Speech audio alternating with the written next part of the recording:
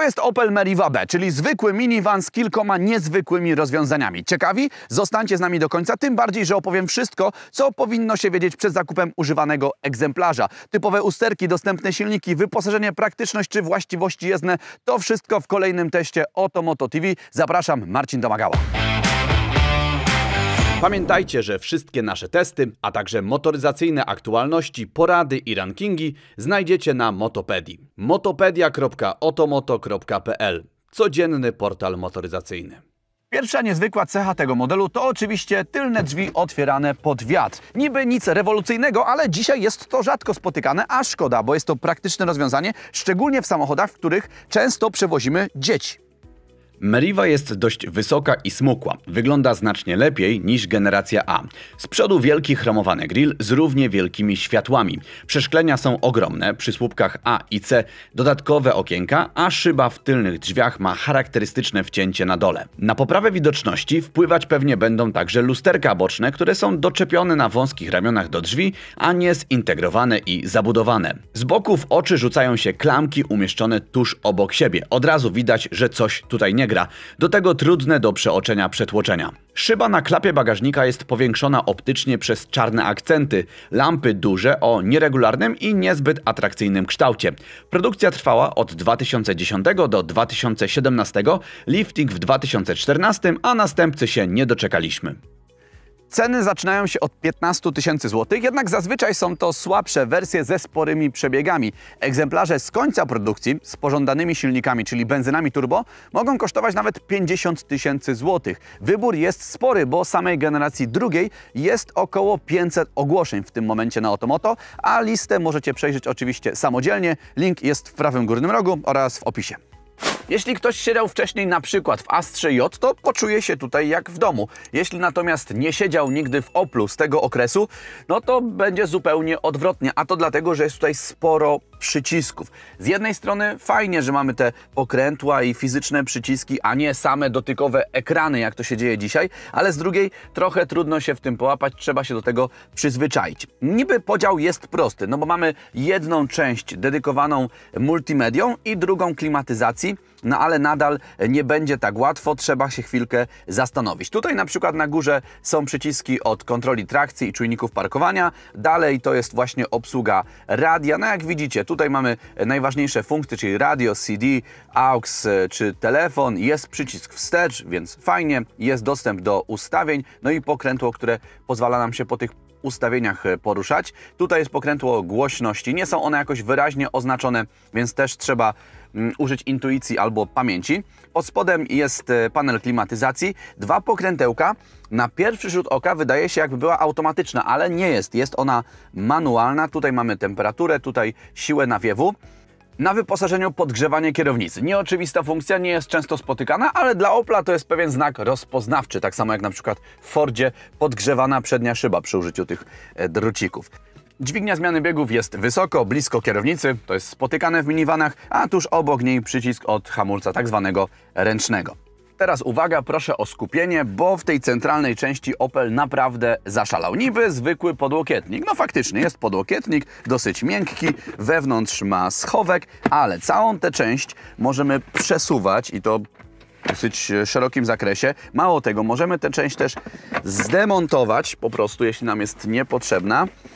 No i uwaga, tutaj jest jeszcze jedna ruchoma część, która może posłużyć także jako uchwyt na kubek. Poproszę kubeczek i uwaga, trzyma kubek testowy bez zarzutu, więc test kubka zdany. Tę część też można zdemontować, moi drodzy, i wtedy mamy gigantyczny schowek, bardzo głęboki, z takimi srebrnymi szynami. Jak widzicie, one są no, zadrapane, to pewnie od tego wyjmowania i wkładania, no nie do uniknięcia, ale tutaj jak sobie zajrzymy, tu mamy jeszcze port AUX oraz gniazdo zapalniczki, jest kolejny uchwyt na kubek, jest taka wnęka, następny uchwyt na kubek. No naprawdę można byłoby w tej przestrzeni zmieścić bardzo, bardzo dużo. Już nie będę tego wkładał, żeby nie tracić czasu. Przed pasażerem jest półeczka na jakieś drobnostki albo śmieci, tak pewnie będzie. No i tutaj schowek też sporej pojemności. z dedykowanym miejscem na jakieś dokumenty, na przykład instrukcje czy tam gwarancje z samochodu. Więc bardzo fajnie, ale z drugiej strony, jako były użytkownik Kombivana, myślę, że można było jeszcze tutaj trochę pokombinować, nomen omen. No bo na przykład tutaj jakaś półeczka, czy zamykany schowek, jakaś półeczka na górze, można byłoby jeszcze troszkę pokombinować. Na górze deski rozdzielczej pod takim daszkiem znajduje się wyświetlacz. Jest on podświetlany na pomarańczowo, tudzież bursztynowo i wyświetla nam informacje z multimediów oraz godzinę. Jest czytelny, ale no wiadomo, że jakąś estetyką tutaj nie powala. Jeśli chodzi o materiały, no to tutaj jest dosyć miękko. Tu niestety twardo, więc jeżeli będziemy chcieli oprzeć kolano, to odczujemy coś nieprzyjemnego. Czy coś trzeszczy? Trzeszczy. Tutaj, tutaj czy tutaj, ale podczas jazdy żadnych trzasków nie usłyszymy. Nasz egzemplarz ma niecałe 170 000 kilometrów przebiegu i poza tymi zarysowaniami w centralnej części, o których Wam mówiłem, trzyma się bardzo, bardzo dobrze.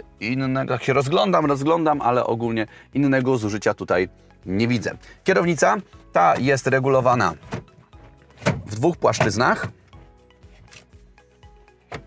Kształt ma charakterystyczny dla Opli, więc nie ma co się nad tym zatrzymywać. Są tutaj przyciski i takie pokrętełka do obsługi tempomatu oraz multimediów. W manetce kierunkowskazów znajdziemy jeszcze przycisk od obsługi komputera pokładowego oraz takie pokrętełko. Zegary, tutaj panuje prostota, a nawet chyba chcieli trochę elegancji zaczerpnąć. Mamy chromowane ramki, są 4 analogowe wskaźniki z czerwonymi wskazówkami, a na środku mały wyświetlacz komputera pokładowego. Śmieszny jest jedynie ten daszek, który też jakoś bardzo solidnie tutaj się nie zapowiada. Po lewej stronie przy kolanie kierowcy mamy poza uruchamianiem świateł także jedną wnękę oraz taki zamykany schowek. Na drzwiach podłokietnik. Malutki, ale całkiem miękki. Tutaj miejsce na napój, w którym bez problemu zmieścimy nawet 1,5-litrową butelkę. No i jeszcze jedna dodatkowa malutka kieszeń, która jest chyba tylko wykorzystaniem dostępnej przestrzeni, ale zbyt duża to ona nie jest. Jeśli chodzi o miejsce, to jest go dużo, szczególnie nad głową, co potwierdzi jeszcze nasz test kapelusznika. Ja mam oryginalnie 177 cm wzrostu, 80 kg, no i jak widzicie w kapeluszu, czyli jakieś ponad 1,80 m, nadal ten zapas tutaj występuje, więc wysokie osoby powinny znaleźć sobie miejsce bez problemu.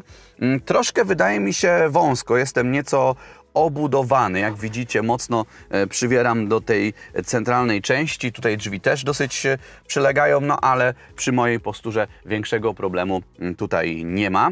Jeśli chodzi o fotele, to no siedzimy dosyć wysoko, ja już jestem tutaj maksymalnie opuszczony do dołu, no i nadal jest wysoko. Trzymanie boczne słabe. Mamy tutaj połączenie zwykłego materiału ze skórą. Ja lubię to rozwiązanie. Zobaczmy, jak będzie z tyłu. Tył zaczniemy bardziej standardowo, a najlepsze zostawię Wam na koniec. No więc zacznijmy od tego, że kiedy usiądę sam za sobą, to mam bardzo duży zapas na nogi. Nad głową też ten zapas jest i nawet kiedy założę sobie kapelusz, mogę sobie tutaj wygodnie siedzieć. Do tego mamy kieszenie na fotelach, tutaj gniazdo zapalniczki i zaczepy Isofix. Tę środkową część można złożyć. Niestety nie ma tutaj żadnego podłokietnika. Ktoś pomyśli, no dobrze, no to wykorzystajmy ten element, który zdemontowaliśmy z przodu. Rewelacyjne rozwiązanie. Nie polecam. I uwaga, najciekawsze, czyli fotele, te dwa skrajne, można przesuwać do przodu i do tyłu, ale jeśli Wam jest troszeczkę za wąsko, bo drzwi tutaj uwierają ten wystający podłokietnik, to ten fotel można też przesunąć w bok. No rewelacja, no powiedzcie, że rewelacja. W Oplu istnieje takie rozwiązanie jak Flex Fix, czyli bagażnik rowerowy, który jest schowany w zderzaku, mniej więcej w tym miejscu. I to jest genialne rozwiązanie. W ogóle nie rozumiem, dlaczego nie jest stosowane częściej. Tutaj niestety tego nie mamy. Może wrzucimy jakieś zdjęcie, tak żeby Wam zobrazować, jak to wygląda. Sam bagażnik ma od 400 do 500 litrów pojemności, w zależności od tego, jak ustawimy fotele w drugim rzędzie siedzeń. W środku znajdziemy światełko, taki haczyk na siatki z zakupami. Tutaj jest wnęka, gdzie dostaniemy się do przewodów. Tutaj dosyć duży schowek. Po drugiej stronie też bardzo duży schowek. Podłoga jest podwójna. możemy ten element przenieść niżej. Pod tą drugą podłogą jest jeszcze miejsce na koło zapasowe albo też zbiornik gazu. No i teraz co? Dajemy podłogę na sam dół i wrzucamy walizki.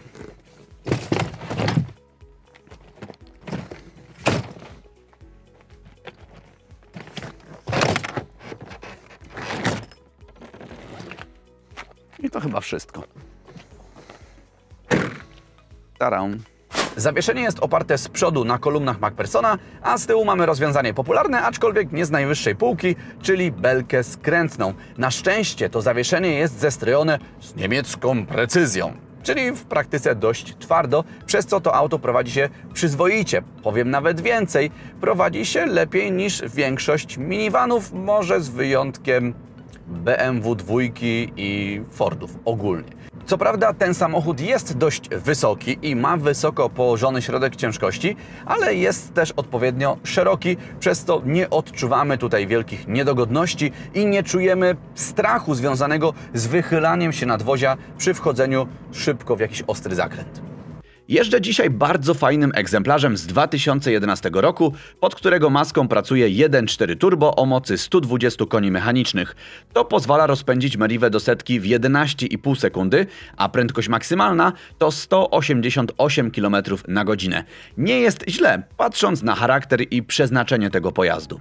Jak wypadnie test elastyczności, czyli przyspieszania od 60 do 90 km na godzinę?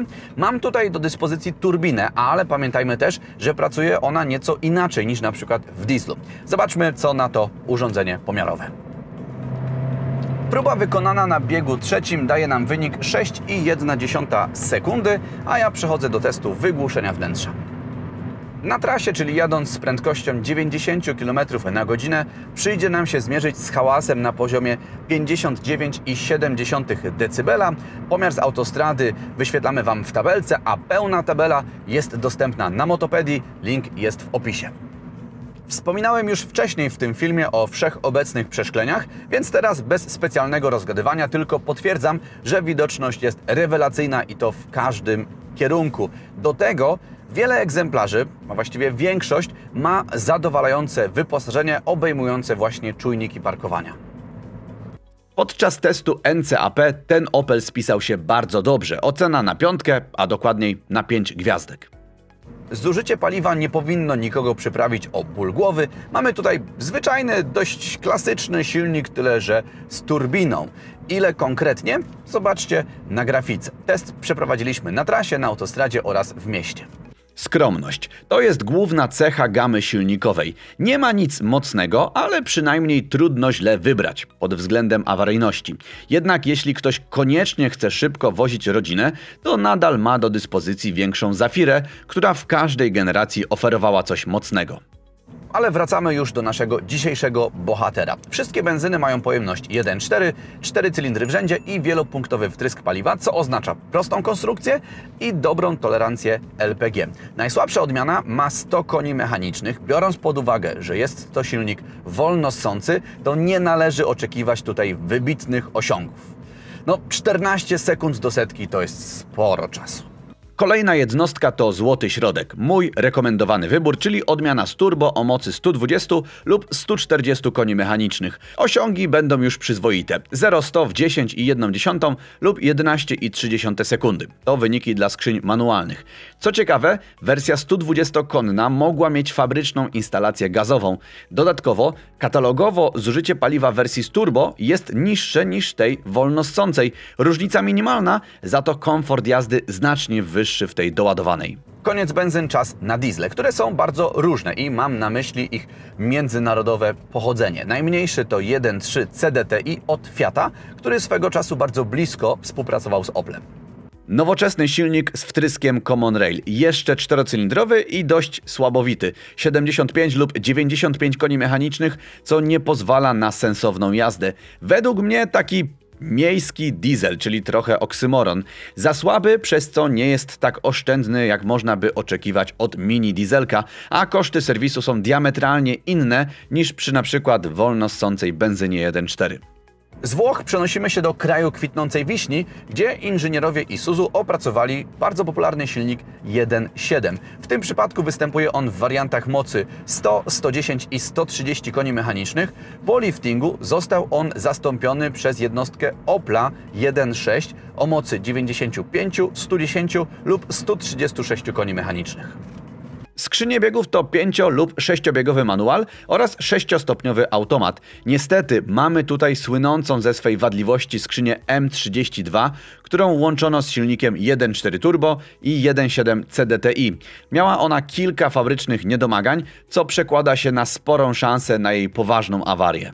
Co do trwałości i bezawaryjności mam raczej dobre wieści. Nie jest źle, ale wiadomo, że zawsze można się do czegoś przyczepić. Według opinii użytkowników wnętrze się zużywa i słychać coraz więcej niepożądanych dźwięków. W naszym egzemplarzu akurat tego nie ma, no może z wyjątkiem pedału sprzęgła. Nie wiem, czy to słyszycie, ale generalnie skrzypi nieprzyjemnie przy każdym kontakcie. Do tego ten rewelacyjny system przesuwania tylnej kanapy może z czasem zacząć się zacinać albo ciężej chodzić. Warto go chociaż raz w roku przesmarować. Elektronika może szwankować, ale bardziej irytuje niż unieruchamia samochód. A to czujniki parkowania, a to czujniki powietrza w oponach i tak dalej.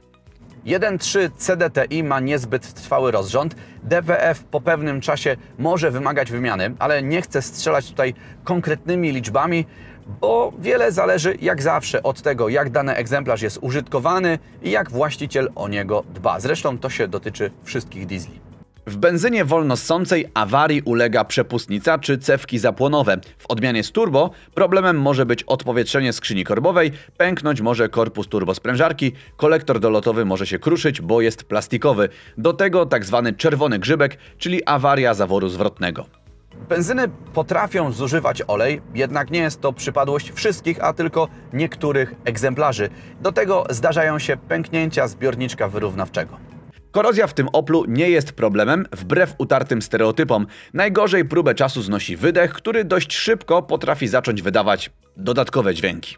Z jakimi kosztami przyjdzie się zmierzyć nowym właścicielom Merivy B? W pierwszej tabelce mamy koszty przeglądu zerowego, który warto zrobić po zakupie auta używanego, a w drugiej koszty poważniejszych napraw mechanicznych i blacharskich. Jeśli szukacie części lub akcesoriów motoryzacyjnych, zajrzyjcie na Otomoto Części, link jest w prawym górnym rogu oraz w opisie. Jeśli chciałbyś nam udostępnić swój samochód do testu, napisz na adres youtube@otomoto.pl, a przed nami krótkie podsumowanie. Co nam się spodobało w Merivie drugiej generacji? Oczywiście, że te nieoczywiste rozwiązania jak drzwi otwierane pod wiatr, czy też fotele z możliwością przesuwania na boki. Do tego gama silnikowa. W niej większość jednostek jest godna polecenia, a wszystkie benzyny bez problemu tolerują LPG, nawet ta z turbo. No i ten samochód całkiem nieźle się prowadzi, jak na vana. A co może wkurzać w tym modelu? To, że we wnętrzu jest za dużo przycisków. Pewnie można byłoby to rozwiązać bardziej zgrabnie i ergonomicznie. No i brakuje tutaj jakiejś mocniejszej wersji, tak jak w Zafirze było OPC. Na koniec przypominam, że wszystkie nasze testy z dodatkowym opisem, a także tabelkę wygłuszenia wnętrza, wiele motoryzacyjnych aktualności, porad i rankingów znajdziecie na Motopedii. Link jest w prawym górnym rogu oraz w opisie. Odwiedzajcie ten portal codziennie, zawsze jest tam coś ciekawego do przeczytania. Tymczasem dziękuję Wam za oglądanie. Zostawcie jakiś komentarz, łapkę w górę, subskrybujcie ten kanał, jeśli tego jeszcze nie robicie i widzimy się w kolejnych filmach. Hej! Ale krosiarz tym jedzie. Ale zadymił, jest mieszanka. Jest mieszanka tak zwana bogata w olej. Występuje on w wariantach 100, 110 i 136 koni mechanicznych.